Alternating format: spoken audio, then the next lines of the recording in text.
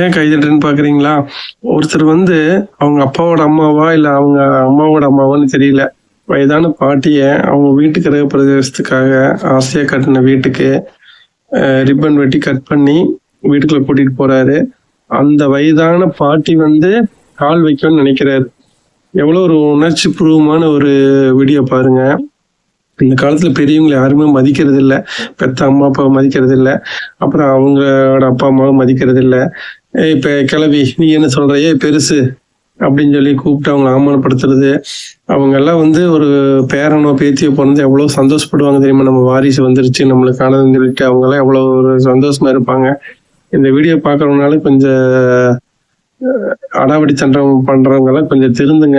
ஏன்னு கேட்டீங்கன்னா, அவர் அவ்வளவு ஆசையா கட்டின கனவு வீட்டுக்குள்ள அந்த பாட்டி ஒரு விதவியா இருப்பாங்க போல தெரியுது. இருந்தாலும் பரவாயில்ல, நம்ம பாட்டி தான் வந்து திருப்பலா பண்ணணும்னு சொல்லிட்டு அவ்வளவு ஒரு மன மகிழ்ச்சியா கூட்டிட்டு வர்றாரு. இது வந்து வாழ்க்கையில் வந்து நெகிழ்ச்சியான தருணங்கள், வாழ்க்கையில மறக்க முடியாத தருணங்களா இருக்கும். சரிங்களா? அவரோட வீடும் அந்த அவங்க ஃபேமிலி நல்ல முறையா வாழ்க வளமுடன்.